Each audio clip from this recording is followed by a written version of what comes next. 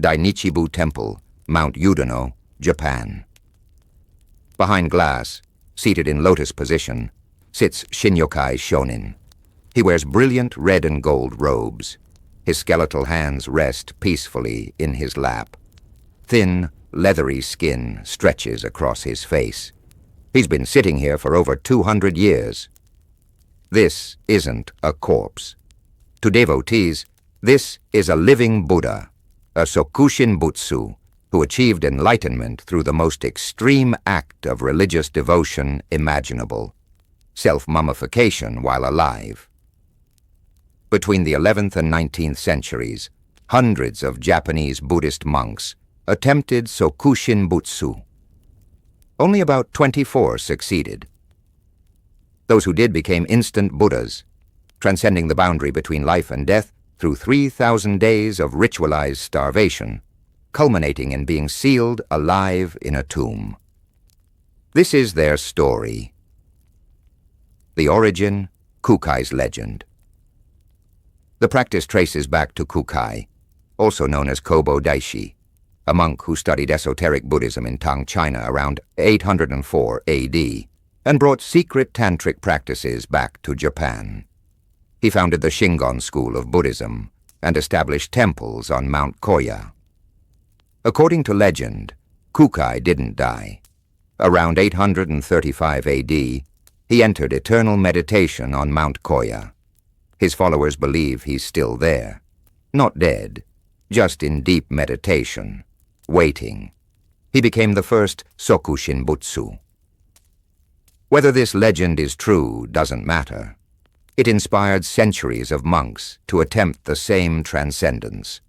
Kukai demonstrated that the physical body could become a vessel for eternal enlightenment if you were disciplined enough to transform it properly. Why they did it. Sokushinbutsu monks pursued self-mummification for redemption and salvation of mankind. They believed this sacrificial act would grant them access to Tusita Heaven, where they'd live for 1.6 million years with the ability to protect the humans on Earth. Needing their physical bodies to accompany their spiritual selves in Tusita, they embarked on a journey as devoted as it was painful. They viewed it not as suicide, but as ultimate enlightenment, becoming a Buddha in this very body. Many attempted Sokushinbutsu during times of famine or disease. Shinnyokai Shonin, for example, undertook the practice to end suffering during widespread crop failures. The monks saw their sacrifice as protection for their communities, trading their lives for the welfare of thousands. The first 1,000 days, tree eating. The process began with mokujiki-gyo, tree eating. For 1,000 days, monks ate only nuts, seeds, berries, bark, pine needles, and tree resins foraged from mountains. No grains, no cereals, nothing with significant calories. Simultaneously, they engaged in rigorous physical activity, climbing mountains, extended meditation, ablutions under freezing waterfalls. The combination stripped away every ounce of body fat. This served multiple purposes. Biologically, it eliminated fat and muscle that would decompose after death. It starved the body's naturally occurring bacteria of nutrients needed for decomposition. Spiritually, the isolated quests for food hardened the monks' resolve and encouraged deep contemplation. Some monks repeated this phase 2 or 3 times over 6 years to ensure complete preparation. The second 1,000 days, poison. After the first phase, monks consumed only bark and roots for another 1,000 days. But they added something deadly, urushi tea, brewed from Chinese lacquer tree sap. Urushi is toxic. It caused vomiting and rapid fluid loss. More importantly, it poisoned the body, making it too toxic for maggots and insects after death. The poison remained in their organs, acting as a natural preservative. Some monks drank water from springs near Mount Yudono, that contained high levels of arsenic, further hastening death while preventing decay. Their bodies became toxic vessels, hostile to decomposition. By the end of 2,000 days, monks were skeletal, dehydrated, and dying, but they weren't finished. The final seal, burial alive. In the final stage, after 6 years of preparation, the monk locked himself in a stone tomb barely larger than his body. He sat in lotus position, a position he'd never leave. The tomb was buried about 10 feet underground. A small bamboo air tube provided oxygen. The monko held a bell. Each day, he rang it, signaling he was still alive, still meditating, still chanting the Nenbutsu prayers. When the bell stopped ringing, attendants removed the air tube and sealed the tomb completely with charcoal. Then they waited another 1,000 days. The opening. 3 years after sealing, the tomb was opened. Most times they found a decomposed corpse. The monk had failed. His body wasn't preserved. But occasionally the body was mummified, skin and teeth intact. No decay. The monk sat in perfect meditation, exactly as he'd been 3 years earlier. Those who succeeded were immediately venerated as living Buddhas. Their mummified bodies were removed from the tomb, dressed in ceremonial robes, and placed in temple shrines for worship. They became objects of devotion, proof that enlightenment was achievable in this very body. The success rate. According to texts, hundreds of monks attempted Sokushinbutsu, but only 24 successful self-mummifications have been discovered. Currently, 16 reside in Japan, mostly in Yamagata Prefecture near Mount Yudono. The oldest confirmed Sokushinbutsu is 550 years old, a monk named Sangha Tenzin from the northern Himalayan region of India, dated to the 14th century. Why did so few succeed? The process was brutally difficult. Variables affecting mummification, humidity, temperature, the monk's exact diet, timing, had to align perfectly.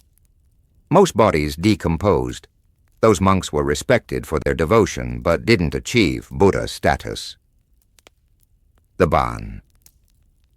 In 1877, Emperor Meiji banned Sokushinbutsu. The Japanese government prohibited anyone from opening tombs or assisting monks in self-mummification. The practice was declared illegal. Even religiously motivated suicide became criminal. But one monk defied the ban. Tetsuryukai, a one-eyed monk who'd prepared for years, refused to stop. In 1878, after the ban, he was sealed in his tomb anyway. 3 years later, his followers secretly opened the tomb at night. He'd succeeded, but they couldn't display him without admitting they'd broken the law. So they altered temple records, listing his death as 1862, before the ban, and enshrined him at Nangaku Temple, where he remains today. What we see today. 17 Sokushinbutsu can be visited in Japanese temples today. They sit in glass cases, dressed in vibrant robes, skeletal hands folded in meditation. Their eyes have been removed, but devotees believe they can still see into souls and perceive reality perfectly. They're adorned with the possessions they had before death: prayer beads, bells, ceremonial items. At Kanshuji Temple in Fukushima sits Kuchi Huin Yutei, who became Sokushinbutsu at age 92 to stop disease in his region. Inside the temple, murals of folklore cover the ceiling. Visitors listen to audio introductions and sign guest books. These aren't museum curiosities. They're active religious sites where the mummified monks are still worshipped as living Buddhas. The extreme sect. Sokushinbutsu was never mainstream Buddhism. The Shugendo sect that practiced it was extreme, combining Buddhism with old Shinto, Taoism, shamanism, and mountain worship. Most Buddhist sects opposed the practice. The monks who attempted it weren't following orthodox Buddhist teaching. They were pursuing an interpretation that emphasized extreme asceticism and literal physical transcendence. Every religion has such sects, groups that take core principles to conclusions the wider community finds unacceptable. Yet their devotion is undeniable. They endured 6 years of starvation and poisoning, then faced death in a sealed tomb, all while maintaining meditation and faith. Whether you see it as enlightenment or delusion, the commitment is staggering.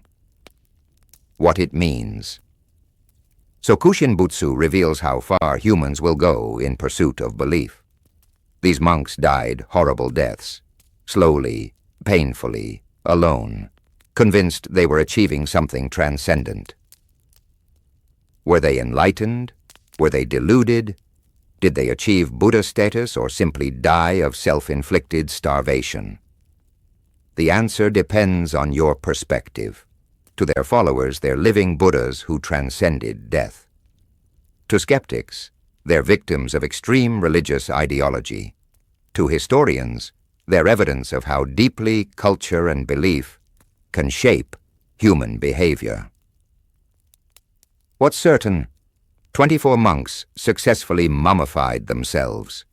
Their preserved bodies sit in Japanese temples, proof that humans can endure unimaginable suffering in pursuit of something beyond the physical world.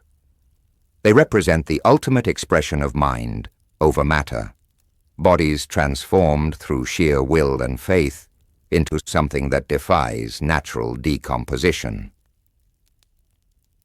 Whether that transformation represents enlightenment or tragedy remains an open question.